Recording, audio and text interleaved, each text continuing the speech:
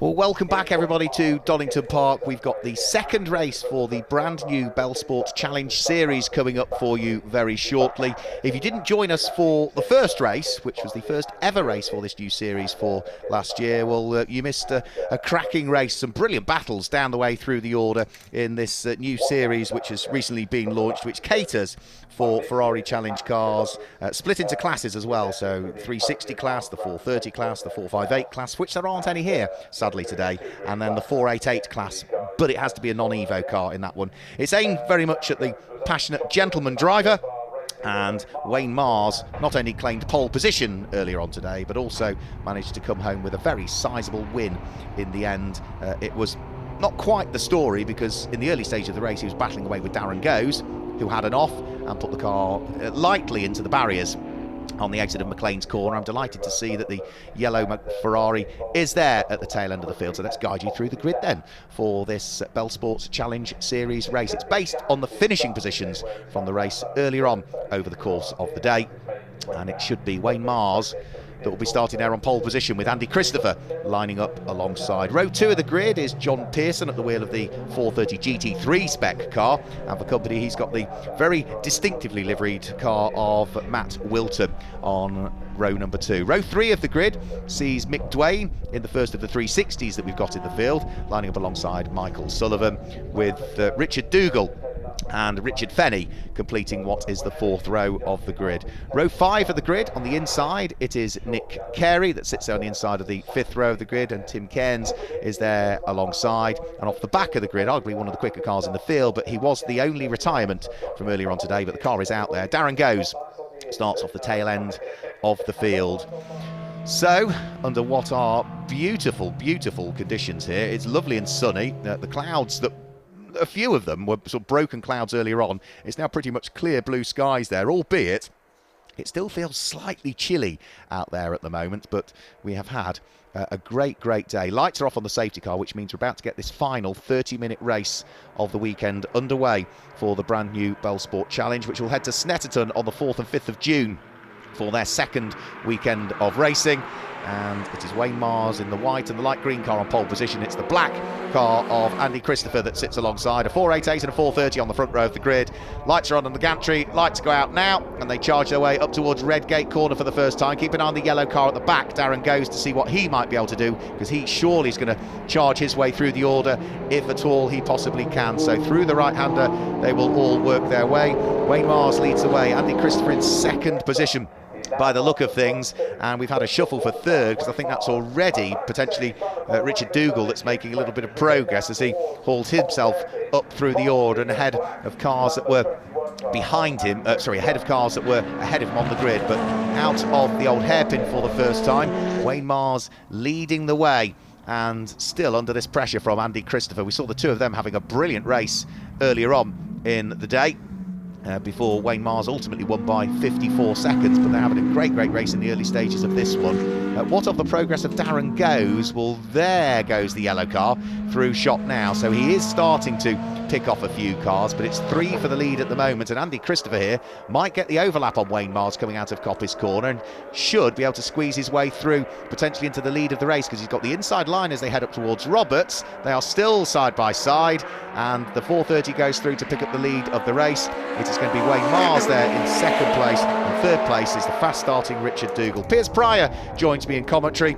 Great race earlier on, and already 3 battling for the lead here, Piers. 3 battling for the lead is great to see, especially considering we had a very commanding victory from Mars earlier on, but this time round Mars transponder looks like it's just playing up a little bit, but no, get a genuine challenge for the lead there overall, and we've got some fighting back down the field as well. That's the number 23, which I believe is Matt Wilton as well, going through the field.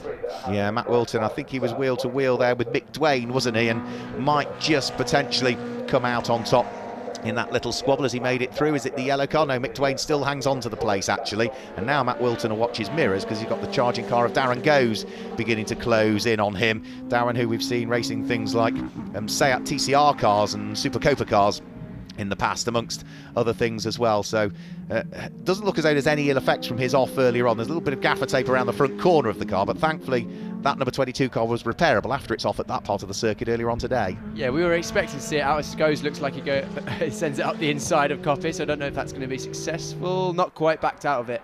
But we were expecting to see that car out again. It wasn't a big shunt earlier on, just enough to meant that he couldn't finish the race.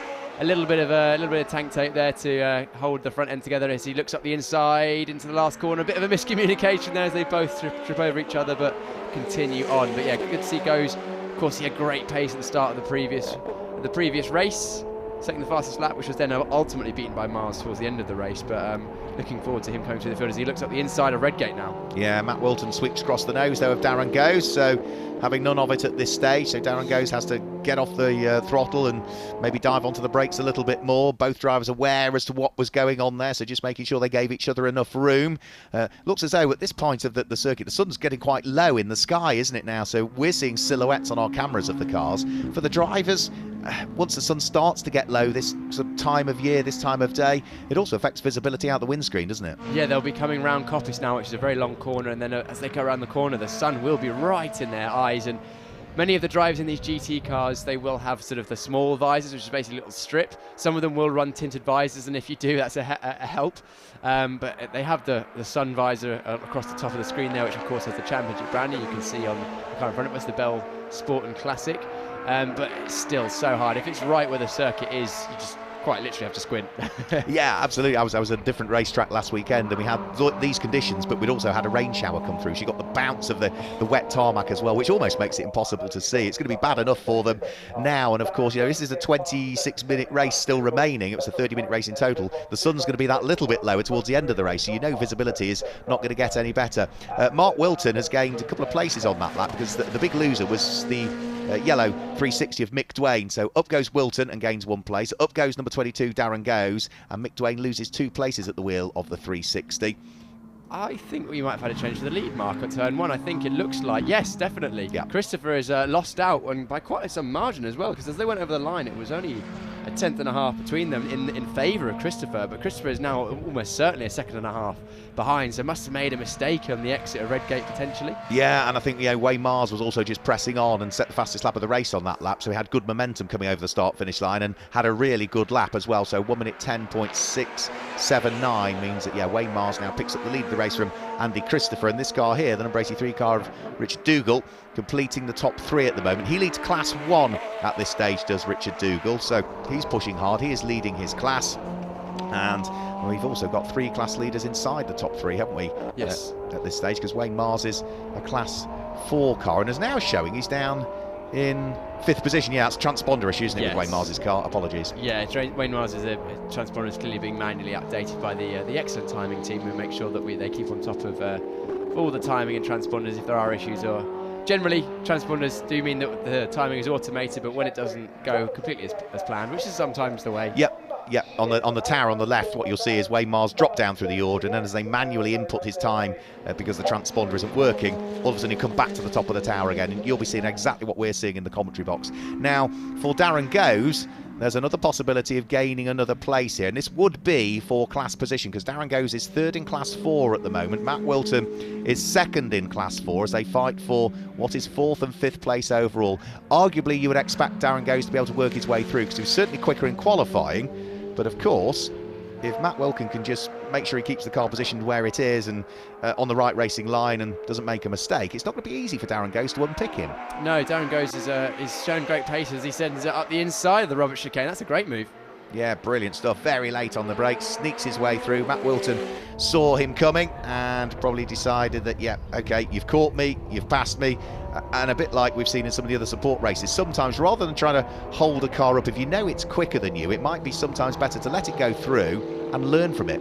Better to chase. I always used to prefer chasing somebody down rather than trying to defend. Yeah, it's always difficult to defend because you have to think both in front and behind, and you've heard that, you will have used the term, drivers driving in their mirrors when they're not really looking where they're going, and that's when mistakes start to happen. You can easily look in your mirror, see where the guy is, see if he's going to make a move, and then when you look back at the road, you realise you're 10-20 metres past your braking point, and through the gravel or the grass you go, and then that's the position lost anyway. It's difficult to manage, and it's something that comes with the more laps you do, the more racing laps you do, because that's something you can't replicate in a test session. So it doesn't matter how many test days you have. you'll never experience having to defend, whereas this racecraft and race experience that they will be getting, that will be valuable to do that. But also, similarly, as you said, sometimes if you haven't quite got the pace that you know that you can extract from the car, letting a faster driver through who's just making their way through, you can think, oh, that's the line they're taking. Yeah. They're braking that lane. Oh, I can do that too. And then you brake there and think, oh, I'm still stopped for the corner and I've gained half a second. Yeah, yeah. And especially when you're a couple of 3 seconds off the pace, which sounds like a lot, but it's very easy. It's very easy to be 3 seconds off the pace while still going very fast. The lay person, if they jumped in one of these Ferraris now, you'd be, like a deer in the headlights, wouldn't you? Yeah, you would, yeah, absolutely. And the difficult thing as a racing driver, it's counterintuitive to let somebody through, isn't it? It just doesn't compute, in our competitive nature, Mark, no. Michael Sullivan over the start-finish line. He is running 7th overall. He's second in Class 2 at the moment in the 430 class. So down towards the braking area for Redgate Corner, he will thread his way. Notice that he's got a passenger seat in that car as well, so that could be quite nice on a test day if you can jump alongside and have a little go out in the 430. So down through the Craner curves he will go. Wayne Mars last time through was a little bit slower. He has set the fastest lap of the race. It was a 1 minute 9.191, but that time through eased his pace off. He was into the 1 minute 11, so he slowed up by nearly 2.5 seconds on that lap. Yeah, he did the same sort of thing in race number 1 when he realised he had a comfortable gap to the second place car. He sort of reined it in a little bit, maybe thinking I'll save the equipment and make sure I get to the end without any mistakes. But commanding still, his lap, even though it was 2 seconds slower than his fastest lap, was almost exactly matching what Christopher did in second place overall. Yep, so now for Wayne Mars, though, he's got traffic that he will need to deal with, and the first of the cars he needs to squeeze his way through and pass is going to be the number 25 car of Richard Fenny. So Richard Fenny is about to be placed a lap down by Wayne Mars.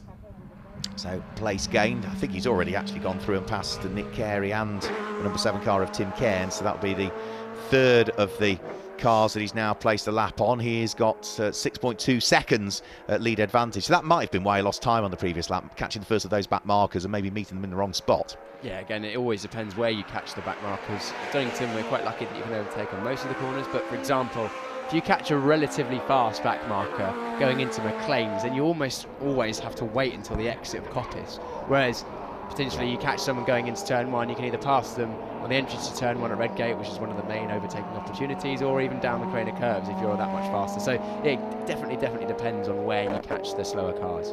And that varies from circuit to circuit to circuit. So, next time we see these cars out, it's at Snetterton on the 300 circuit, which again, got some really big long straights to be able to carve your way past. But after Snetterton, we go to Brands Hatch Grand Prix circuit, not easy. And after that, it's the Brands Hatch Indy circuit, even more difficult. Yes, and to be fair, Snetterton, you've got a couple of really long straights where you can blast past if you've got more power. But if, for example, there's a slower car in the same class as you, so a very similar straight line speed, it can become quite difficult. If you catch them, for example, just before turn 3 at Snetterton, and you can't get them into Agostini hairpin, you'll have to follow them through Hamilton and then into Oggies and maybe even through Williams, through Williams, and then you have to, that could be like you could lose 4, 5, 6 seconds in one go if you time it wrong. And that's just one of those things. Sometimes you can manage it as a driver. You can see, right, I'm going to catch them there, and even in the longer endurance races, I mean, these are 30 minutes, so it's a fairly long sprint race, but it's not it's by no means an endurance, but you can actually save quite a lot of fuel and tyres if you know you're going to catch someone in an awkward place. Well, Darren Goes is catching at the moment at the wheel of number 22 car. He's running in 3rd position, but he's lapping about 2.5 seconds quicker than the car that's in 2nd place, which is Andy Christopher. We've also got Wayne Mars lapping quicker than everybody at this stage. New fastest lap of the race from him, a 1 minute 8.952. That is half a second quicker than his fastest lap from earlier on today. I was about to ask you exactly that question because I knew you'd have that information. I'm pretty sure he only managed into the 1 minute, low more minute 9s last time. 1 minute 9.4 exactly last time, yeah. Exactly, so he's gone half a second faster, so clearly feeling more and more at home with every single lap he does in that stunning looking Ferrari 458 in class number 4. So he's getting well up to speed with that one, and hopefully he'll continue that momentum after this round into the next round, as you say, it's Snetterton 300. A very different circuit though. Yeah, good fight going on for 4th and 5th place. Richard Dougal at the wheel of his Ferrari, the 360, turning his way through McLean's corner. Look at his mirrors. Matt Wilton in the multicoloured car is pretty much with him. There was just 1.2 seconds between the pair of them. They're on lap number 10 at the moment. We squeezed 26 racing laps out of the 30-minute allocation earlier on today. And for Richard Dougal, it means that with still 18 minutes to go, just under, there's plenty of work for him to do if he wants to hang on to 4th position. He is the class leader in Class 1. If Matt Wilton goes through, he will still remain the leader in Class 1, because Matt Wilton is at the wheel of that number 23 Ferrari, running in Class 4.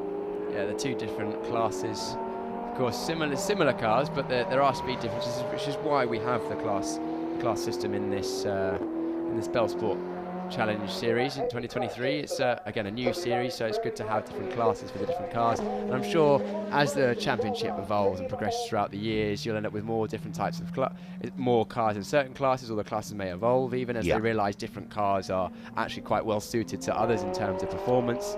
So it'll all evolve, but it's good to have the different classes even now. Yeah, it's largely based on the model type, isn't it? So Class 1 if it's a 360, Class 2 if it's a 430, not exclusively, because Richard Fenny's 360 because of its specification drops into Class 2.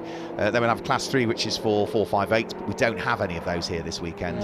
Class 4 is going to be for the 488. It has to be a non-Evo car though. And Class 5 is for Ferrari vehicles which were homologated to other sort of GT regulations or modified Ferraris with paddle shift systems. So we do have one in that. That's the Ferrari 430 GT3 of John Pearson that sits in that class. Yeah, we spoke about that specific car earlier on, John Pearson's, which was the GT3 specification, or the early GT3 specification car, because yes, it is GT3, so I suppose in theory you could probably race in a GT3 race, but it looks like we've got a change of position here. Yeah, that was, I think Matt Wilton had got himself ahead of Richard Dougal, but Richard Dougal decided he wanted to return the favour up at Redgate Corner, so we've had the swap for 4th and 5th, and they've swapped back again by the look of things. So Richard Dougal back in 4th place. It was short-lived, wasn't it, for Matt Wilton? They both wanted to have a go, and he thought he'd let him through, and you've had a taste of 4th now, I'll take it back, thank you very much. Wilton, of course, in the white 360 there. Yep. No, Wilton's in the car behind. It's Richard Dougal that's in the car ahead. Sorry. Yep. So Richard Dougal's in the 360. Matt Wilton is in the 488 that's hunting him down. And then after that, it's Mick Dwayne, who is the best part of 40 seconds behind this pair at this stage at the wheel of the number 77 car. But Wayne Mars out front, leading the way by 16 seconds now. He is currently lapping anywhere between 1.5 and 2 seconds quicker than the car in second place, and Matt Wilton's having another nibble, isn't he? He's not done with conceding that position. He's gone through once again at the Robert chicane. Will he get overtaken into the first corner as we saw last time out? No, it looks like the gap is far too large. He's got an excellent exit out of the Robert chicane down the main start-finish straight now. There's a bit of a strange jink there into turn 1. I'm not sure what went on there. Almost kind of jinked left before he turned in right. Maybe keeping an eye on his mirrors, maybe. Quite possibly, yeah. Maybe didn't quite realise where the car was positioned, and looked in his mirrors, looked back up and wanted to correct the trajectory of the car as it was heading in towards the right-hander.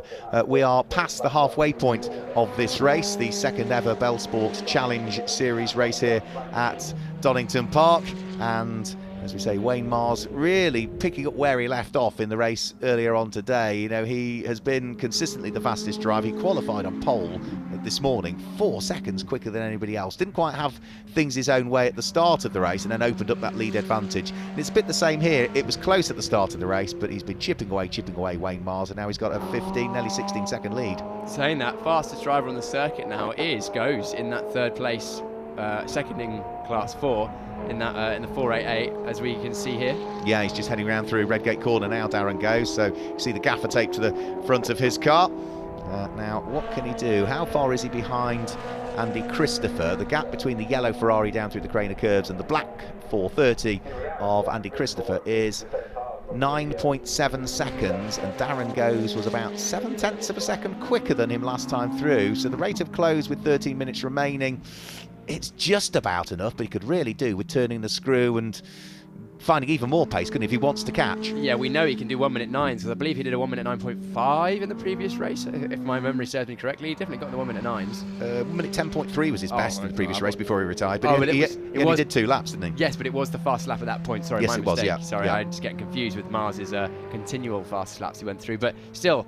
So he's wrapping at a pace that is very similar to what he managed in race number 1. I'm sure he's got a few more tenths in there, because that was only on lap 2 in the first race. And I think the circuit, with all the GT Cup racing going on with those soft tyres that they have on, I'm sure that they'll be gripping up nicely in the circuit, probably getting slightly faster, especially as the air cools. So the cooler the air gets, of course, the denser the air gets, the engines have more air, and of course air into the engine is the only the linear comparison with how much base power you can get out. So they'll be hopefully making use of that and to find some more lap time. Yeah, number 7 car, which runs round in 10th position, is Tim Kearns. So he is pushing on in this one. Who have we got missing? We've got one car that's missing from the race earlier on, because we had 11 cars start, didn't we? We did. Which one is it? It is John Pearson, isn't it, that's missing? Yes, it must be. Yeah, he was somewhere up there in the previous race. Yeah, so so that's a real shame. Yeah, the 430 GT3 is missing. Darren Go's still pressing on. Now, Darren Go's last time through set his best individual lap of the race so far at the wheel of the number 22 car.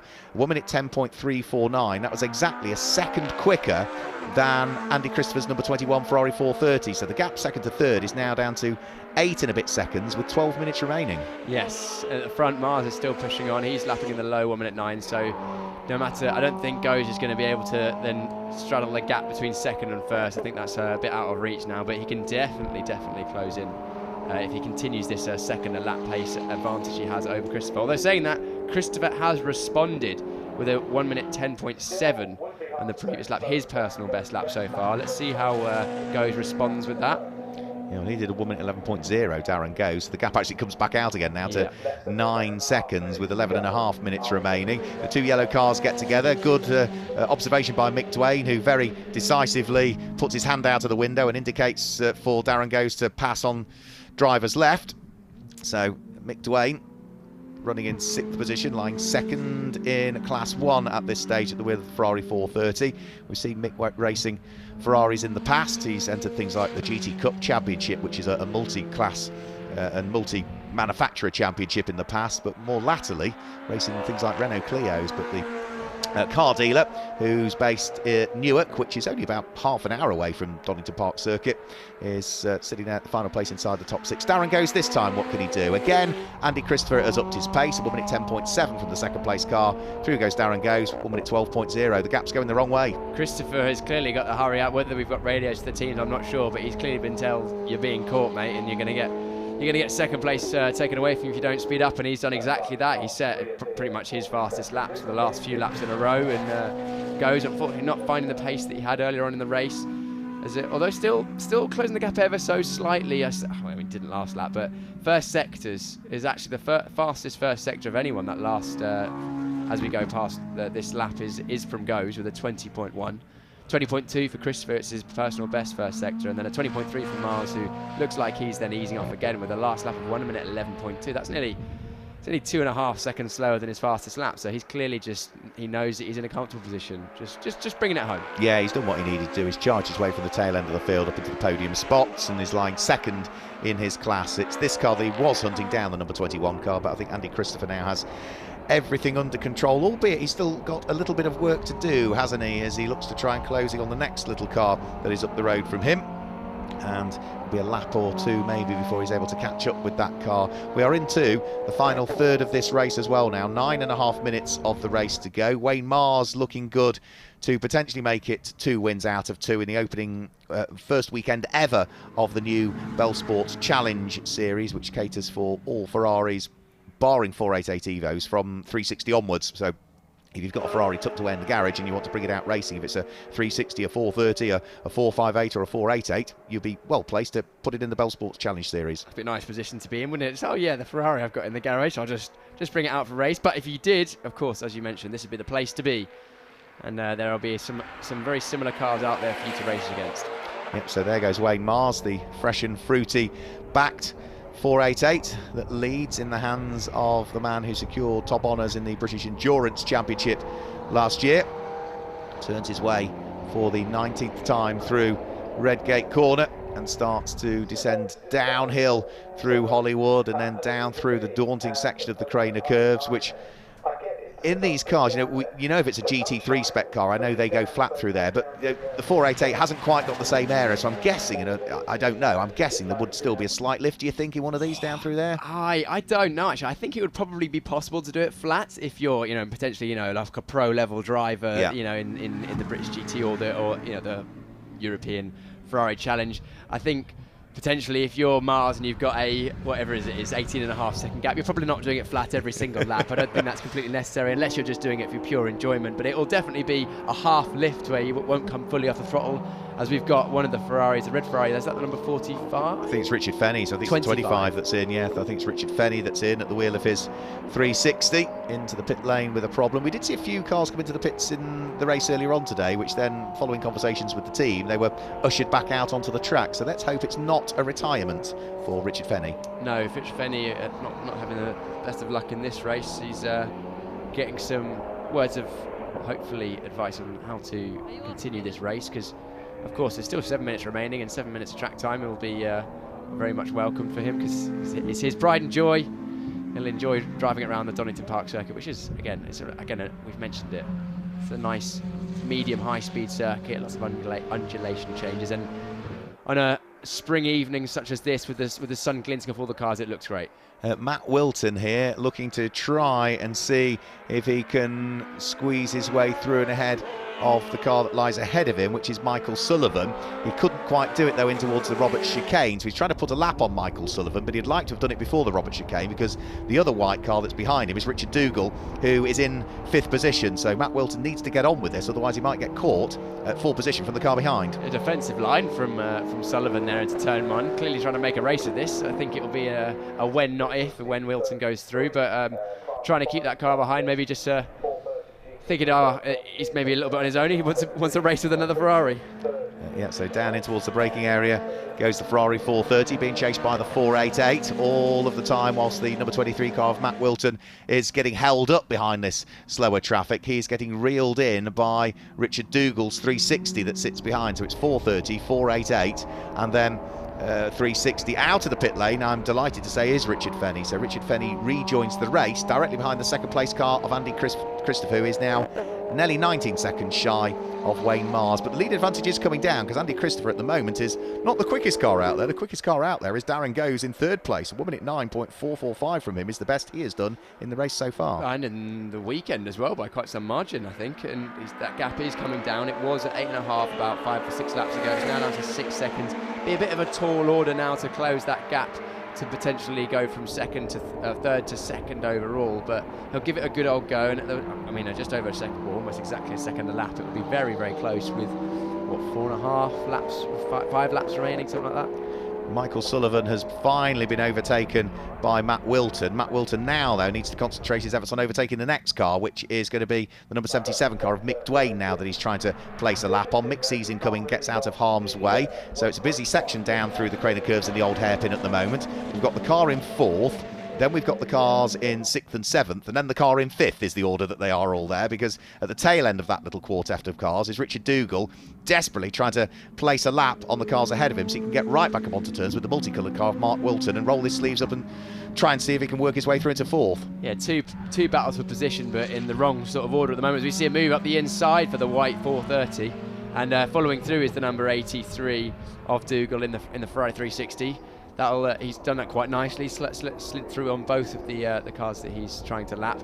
Back in the pits is number 25, Richard Fenny. I think that's unfortunately probably going to be the end of his race. I'd have thought so, yeah. I think whatever the problem is, clearly driver isn't happy or car isn't happy, so do the sensible thing. Yeah, there's something not quite right, bring it into the pit lane, because otherwise what is a small repair bill could become ever more expensive. Live to fight another day.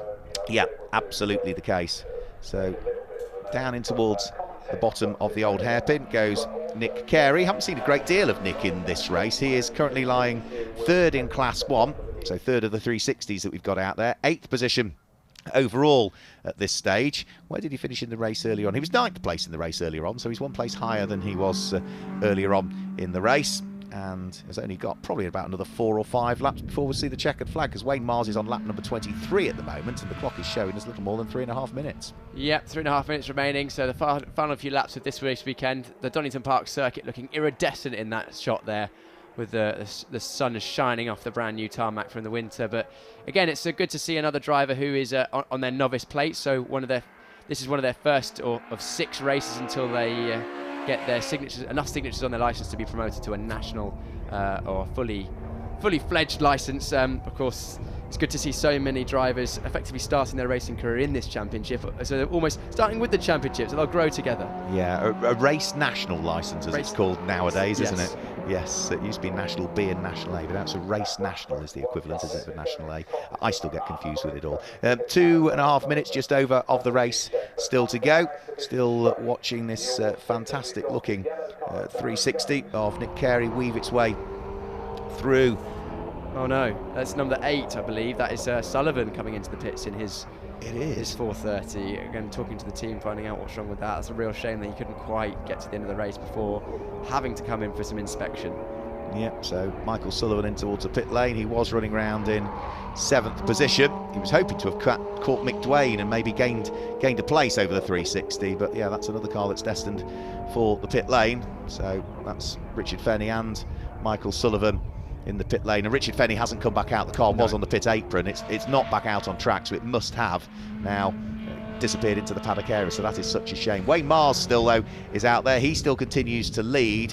He has managed to sort of keep this gap around about 20 seconds or so. The big squabble at the moment is for 2nd and 3rd place. So Andy Christopher, who was comfortably ahead of Darren Goes, all of a sudden there's 1.5 seconds separating the cars in 2nd and 3rd place. So it's the black number 21 Ferrari of Andy Christopher, the yellow Ferrari of Darren Goes. Those two will be squabbling away, and I think we could just see them in the background coming out of Coppice. We could. There must have been a mistake when we were watching the lovely 330 just a moment ago. There must have been a mistake from Christopher, because he was 6.5 seconds ahead, and now the gap is 1.5 seconds. But his last lap was actually very good, a 109.8, as Goes was only a 109.4, so there must have been, he must have lost time either in traffic or gone run wide, unsure, but that gap is now only 1/10 of a second. Yeah, they'll be going through Redgate Corner at the moment, so we might just be able to see them head down through the crater curves. There they go now, and it looks like Darren Goes is running wheel to wheel with Andy Christopher, but he's got momentum coming out of Redgate Corner, and the man off the back of the grid, having been in the barriers earlier on today, now has picked up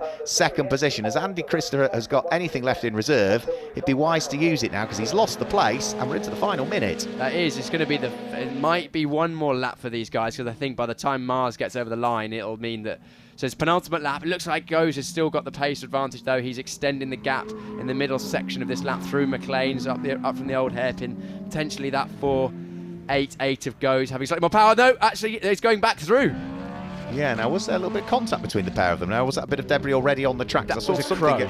Was it a crow? It was a crow. I spotted it out the corner of my eye, Piers. I do apologise. It's okay. It's okay. It looked a bit like debris. I thought that as well, but just saw its wings flapping. But that's a great move back up the inside of Coppice for Christopher. It is a brilliant move up the inside. He is desperate to try and hang on to the place. These cars run in separate classes. It's Class 2 for Andy Christopher. It's Class 4 for Darren Goes. He picks up the slipstream from the 430 that lies ahead. Jinks out. He's got the inside line as they head in towards the braking area for Redgate Corner. Darren Goes again picks up 2nd place. Can he hang on to it on the exit of the corner? No, Andy Christopher gets better drive coming off the corner, but can't quite squeeze his way through, so he's going to have to sit behind as they head down through the Craner curves. But it was up at Coppice Corner last time where he weaved his way through, so he's still got a few opportunities. But he makes a big mistake heading in towards the old hairpin. Just about gathers it up there. That was a great save. He got 2 wheels on the dirt on the left-hand side going into the old hairpin, which is not what you want to be doing. As we cut back to our overall race leader and what will soon be our winner, Mars at the front of the field, Wayne Mars. Yep, so Wayne Mars claimed the win earlier on today in the first ever Bell Sports Challenge Series race. He picks up a double here, so Wayne Mars claims the win as he goes over the start-finish line. Richard Dougal follows him over the start-finish line, so he'll be a lap down and in 5th position. We've also got already over the start-finish line Nick Carey, who'll be classified in 7th place. Here comes Mick Dwayne, that's the 6th place car heading through. For Richard Dougal, it's worth pointing out that 5th place was also the Class 1 win from him. Here is Darren Goes, so great charge from the tail end of the field for him, so it's Class 4 cars 1st and 2nd. Andy Christopher finishes 3rd overall, but picks up the win in Class 2, and then we've still got Mark Wilton and I think Tim Kearns to come over the start-finish line as our last 2 cars to take the checkered flag. Well, it all could have gone terribly wrong there for Andy Christopher on the final lap of the race. He was so desperate to try and get back to 2nd place. You can't fault him for trying, but almost made a mistake in the braking area there and just got away with it to hang on to 3rd and a class win. Just about. That could have almost been a slide sideways into the gravel, which would have been the end of the race, and he would have lost his class win, but managed to scoop it up. I thought that was almost certainly round. He did well to collect it, so clearly got some good car control there. But no, it's a great start to this this new championship as we see the remaining drivers come over the line for the finishing their second race of the day. Yeah, so that's Matt Wilton over the start-finish line, and also the number 7 car of Tim Kearns over the start-finish line. So that's everybody through. And let's just confirm the results for you on the final Bell Sport Challenge Series race here. Wayne Mars claims the win, 2 out of 2 for him today. Darren goes off the back of the grid after problems in race 1, comes through to finish in 2nd place, and it's a class win for Andy Christopher that's there in 3rd place. Matt Wilton was 4th, ahead of Richard Dougal, who was there in 5th place, and in 6th position it was Mick Dwayne, who finishes in 6th place. Nick Carey was in 7th place, ahead of Tim Cairns, who was there in 8th place, and those were the last of the finishers because Michael O'Sullivan, I think, may had problems and came into the pit lane, and we also know that Richard Fenny dived for the pit lane as well. So that is it from Donington Park and the Bell Sports Challenge race. They will be back out on the 3rd and 4th of June at Snetterton. But from everybody here at Donington Park, thanks for joining us. We'll see you again soon. Goodbye.